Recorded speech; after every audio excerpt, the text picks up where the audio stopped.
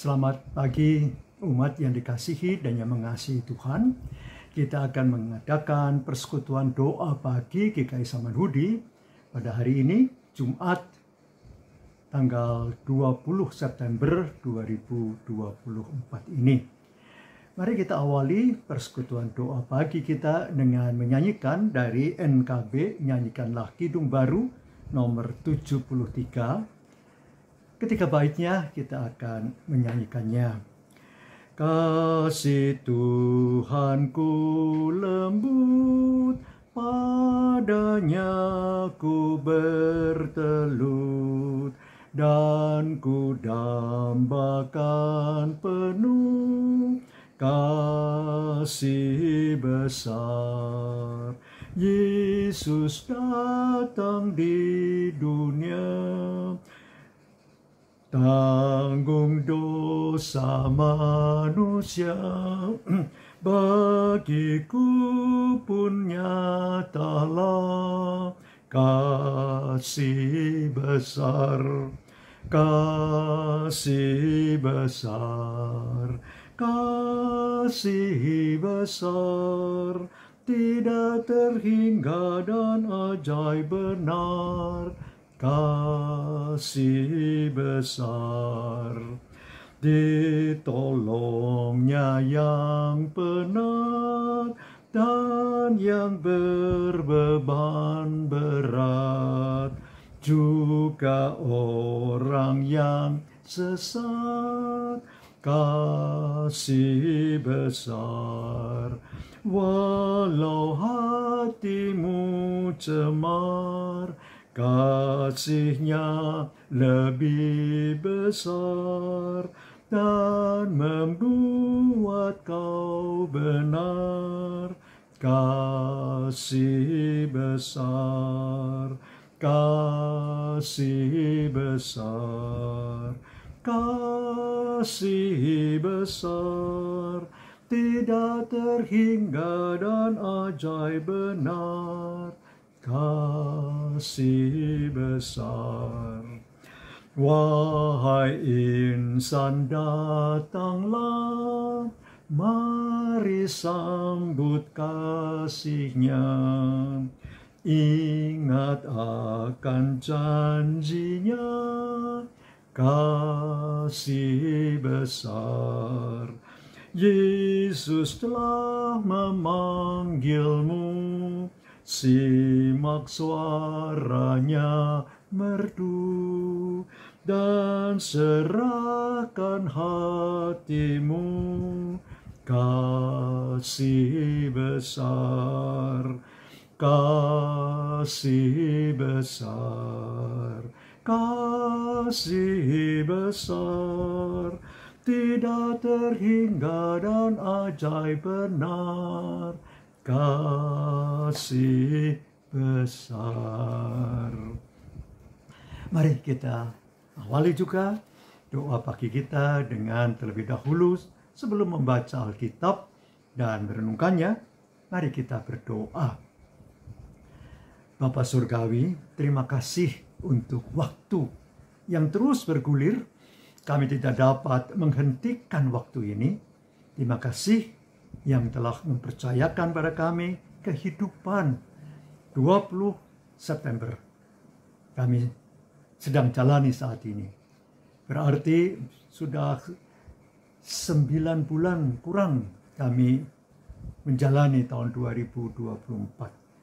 Bapak, kami mohon biarlah Roh Kudus sendiri bekerja, sehingga apa yang kami akan baca, apa yang kami akan perhatikan dalam pembacaan kami dan kami renungkan, boleh sungguh mempunyai makna dan arti dalam kehidupan kami. Berkati kami ya Bapa, melalui Roh Kudus-Mu yang bekerja, baik untuk hamba maupun semua yang mendengarkan persekutuan doa pagi kami. Hanya di dalam nama Yesus Kristus kami berdoa. Amin. Saudara, tema kita pada hari ini, belas kasihan Allah untuk semua orang. Pembacaan terambil dari surat kiriman Rasul Paulus kepada jemaat di Roma, yaitu pasal 11 ayatnya ke-25 sampai ayat yang ke-32. Roma pasal 11 ayat 25 sampai ayat yang ke-32. Saudara-saudara, supaya kamu jangan menganggap dirimu pandai. Aku mau agar kamu mengetahui rahasia ini. Sebagian dari Israel telah menjadi keras hatinya sampai lengkap jumlah dari bangsa-bangsa lain masuk. Dengan demikian seluruh Israel akan diselamatkan. Seperti tertulis, dari Sion akan datang penebus. Ia akan menyingkirkan segala kefasikan dari Yakub. Inilah perjanjianku dengan mereka, apabila aku menghapuskan dosa mereka. Berkaitan dengan Injil, mereka adalah seteru Allah oleh karena kamu. Tetapi berkaitan dengan pilihan, mereka adalah kekasih Allah oleh karena nenek moyang, sebab Allah tidak menyesali karunia-karunia dan panggilannya. Sama seperti kamu dahulu tidak taat kepada Allah, tetapi sekarang beroleh belas kasihan oleh karena ketidaktaatan mereka. Demikian juga mereka sekarang tidak taat, supaya oleh belas kasihan yang telah kamu peroleh, mereka juga akan beroleh belas kasihan. Sebab Allah telah mengurung semua orang dalam ketidaktaatan, supaya ia dapat menunjukkan belas kasihannya atas mereka semua.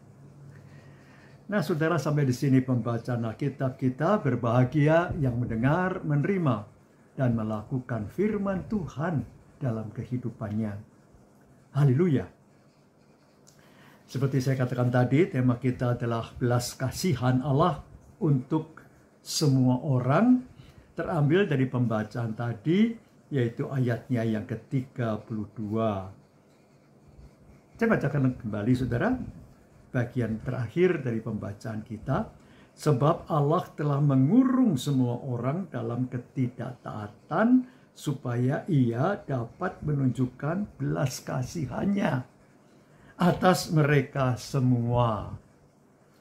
Saudara yang dikasihi dalam Tuhan Yesus Kristus, jemaat di Roma bukan didirikan oleh rasul-rasul, tapi oleh mereka yang pada hari Pentakosta datang ke Yerusalem, dan kemudian Roh Kudus itu turun, dan mereka telah melihat, mendengar tentang karya Allah yang begitu besar di dalam Yesus Kristus yang baru saja disalibkan. Dan 50 hari lalu itu kemudian bangkit pada hari ketiga, naik ke sorga setelah 40 hari, dan 10 hari kemudian Pentakosta itu turun, dan banyak orang memang pada hari-hari itu berkumpul di Yerusalem. Nah, pada saat itulah banyak orang yang juga datang dari Roma itu mendengar tentang karya Roh Kudus. Mereka kemudian percaya.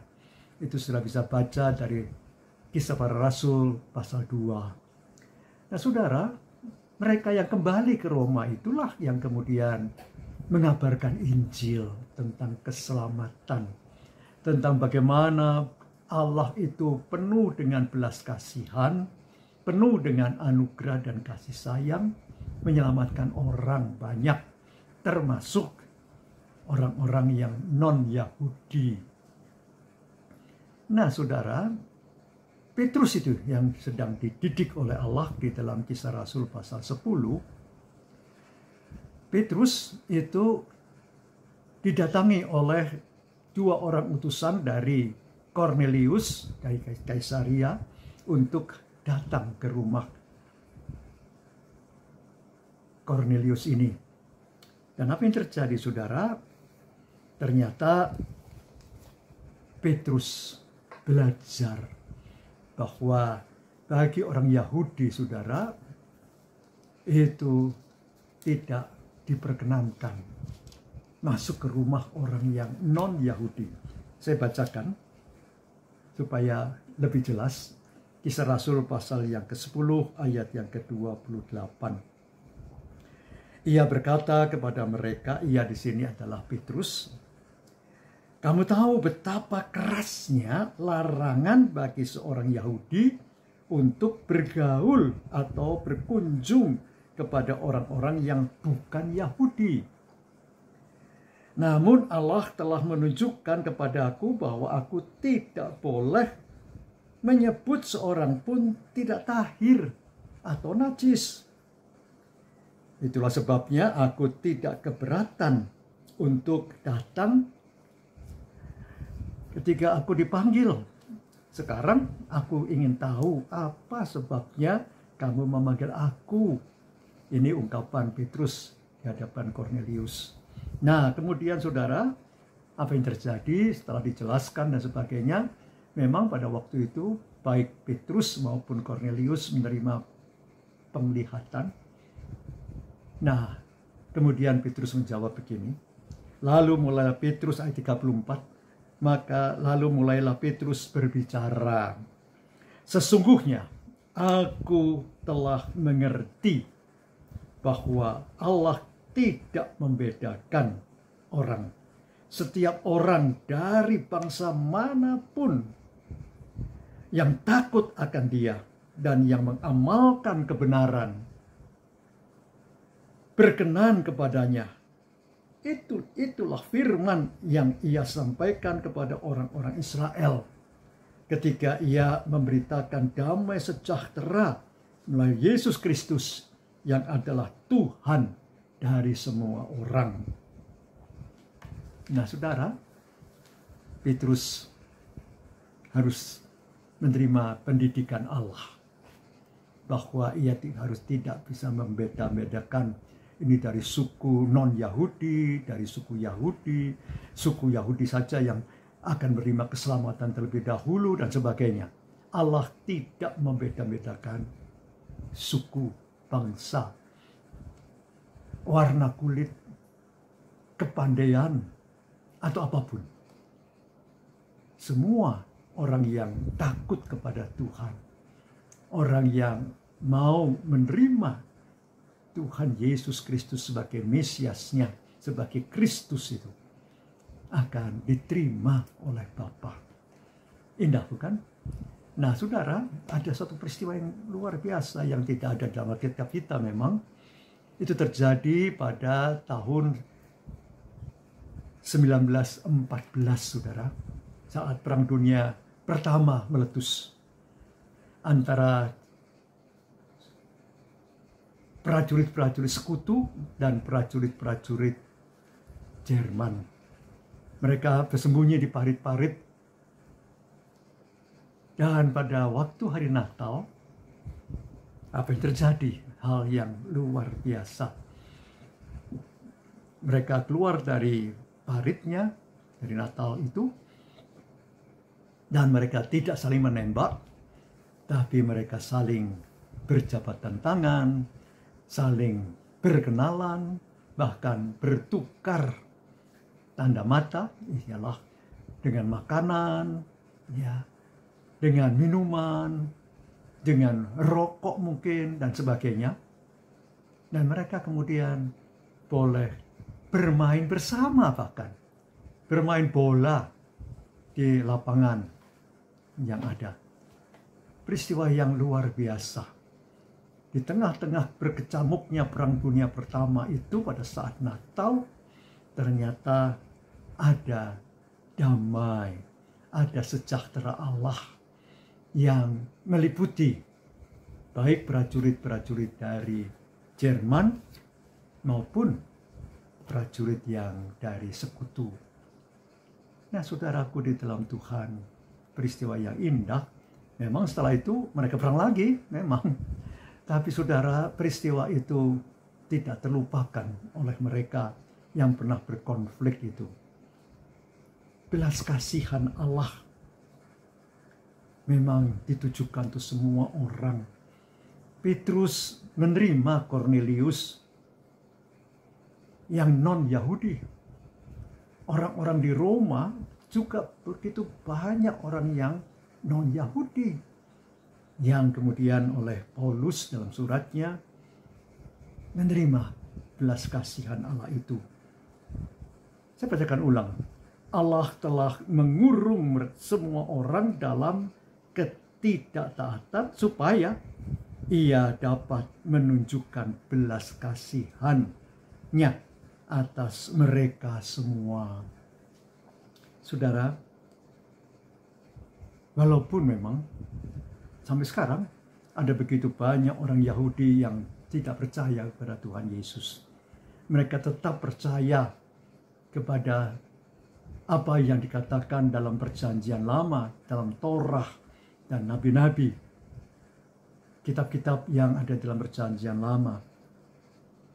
Mereka tetap berkeras hati untuk tidak mengakui dan percaya bahwa Tuhan Yesus adalah sebagai Mesias, sebagai Kristus itu.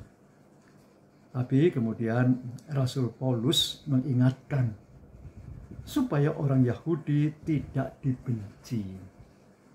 Sebab kasih Allah adalah untuk semua orang. Ya, orang Yahudi pun ciptaan Tuhan yang sudah mungkin menolak, tidak mau terima Tuhan Yesus sebagai Tuhan dan Juru Selamatnya. Ya, itu keputusan mereka. Itu sebabnya saudara, saat Paus Fransiskus itu hadir di Indonesia, ada ungkapan yang bagi saya luar biasa sekali. Ialah bahwa ia mengatakan, saya tidak percaya kepada Allahnya orang Katolik atau gereja Katolik. Tapi ia mengatakan, aku percaya kepada Allah yang universal. Allah yang untuk semua orang, Allah yang menguasai seluruh dunia. Bukan hanya cuma Allahnya orang Katolik. Memang saudara, kalau kita boleh lihat, setiap agama bisa punya Allahnya sendiri-sendiri. Orang Hindu punya Allahnya sendiri. Orang Islam menyebutnya juga ada sebutannya tersendiri. Orang Yahudi mengatakan tentang YHWH itu, I am that I am. Asher itu. Atau juga orang-orang dari Shintoism, orang-orang dari Konghucu juga punya Allah-Allah sendiri masing-masing. Maka ada Allah yang universal, Allah yang meliputi segala-galanya. Dan itulah yang menyatakan diri di dalam Tuhan Yesus Kristus itu. Bukan cuma untuk orangnya Kristen, tapi universal. Semua orang boleh menerima belas kasihan Allah. Belas kasihan Allah ini untuk semua orang, semua suku bangsa, semua budaya, semua orang yang bersedia menerima, mengakui kealahan yang universal itu.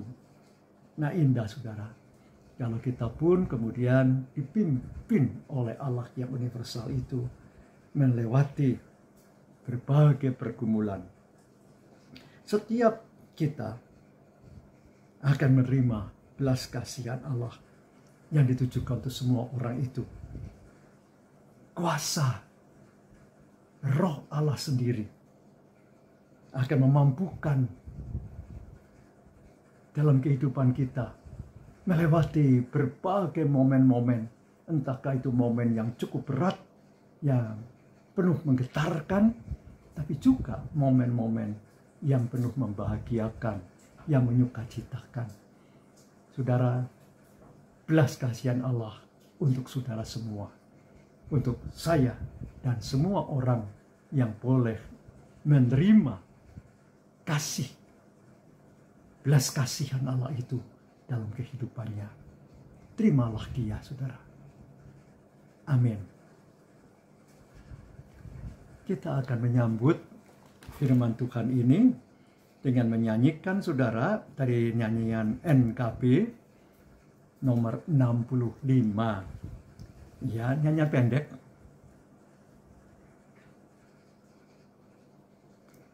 Besar kasih Allah dalam putranya yang datang ke dunia demi manusia.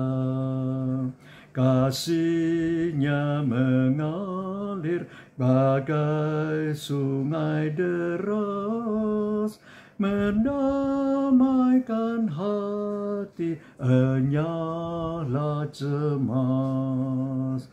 Dunia dirangkul dengan kasihnya, dan dosa manusia dihapuskannya. Padamu, padaku dilimpahkannya warisan surgawi besar dan bakal. Mari kita datang dalam doa. Hormat, syukur, dan puji Bapa kami hantar ke hadirat Allah yang sudah menyertai kehidupan kami, bahkan sudah menunjukkan belas kasihan Allah yang ditujukan untuk semua manusia.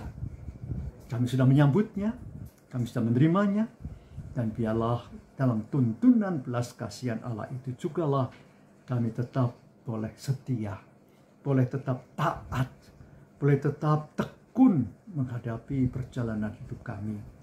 Ampuni kami Bapa, benarkan kami, sukacitakanlah kami. Maka kami juga teringat ya Bapa untuk semua acara berbangsa, bernegara, bermasyarakat.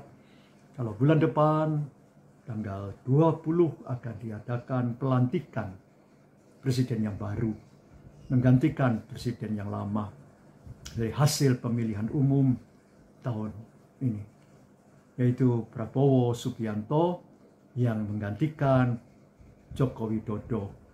Tapi bukan itu saja Bapak, kami ingin membawa dalam doa kami untuk kabinet yang juga akan dibentuk oleh presiden yang baru.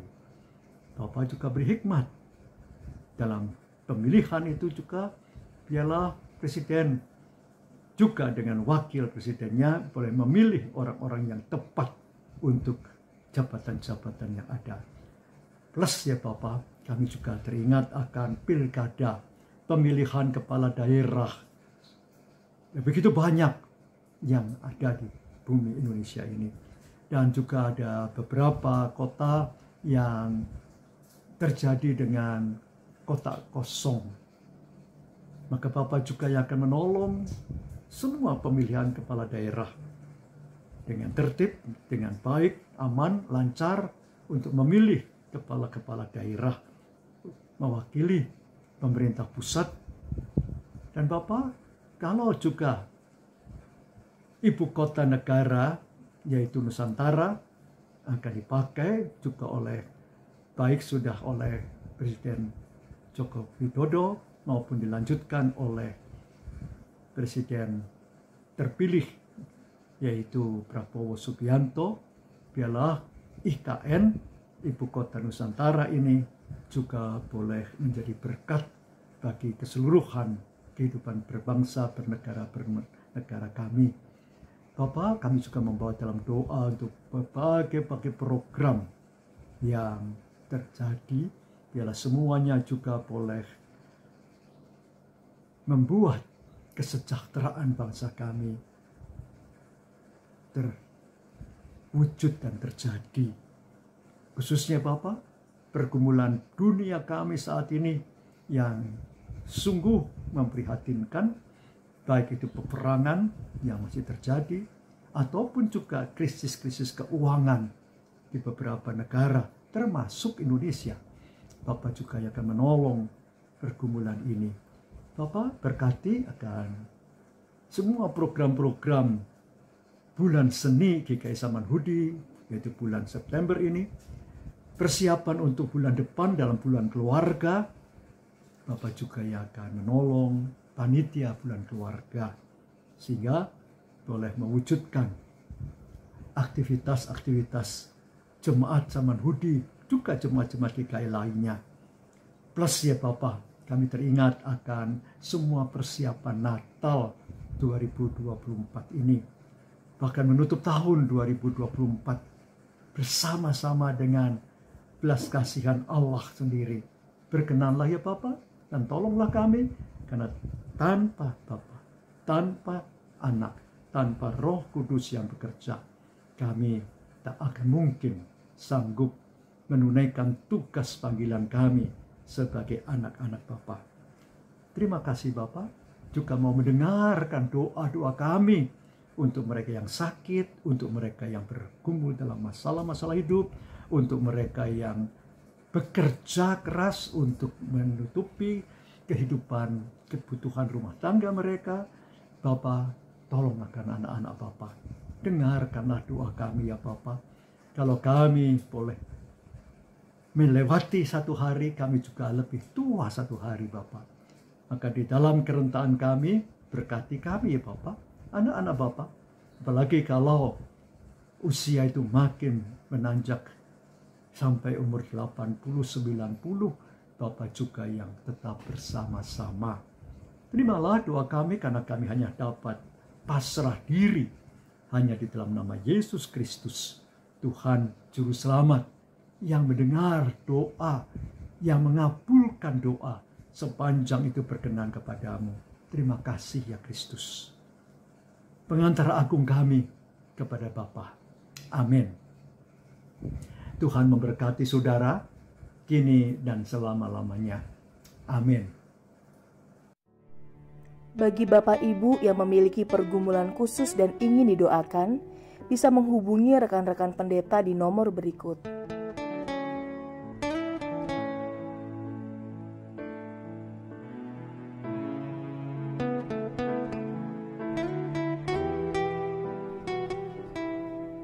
Tuhan Yesus memberkati.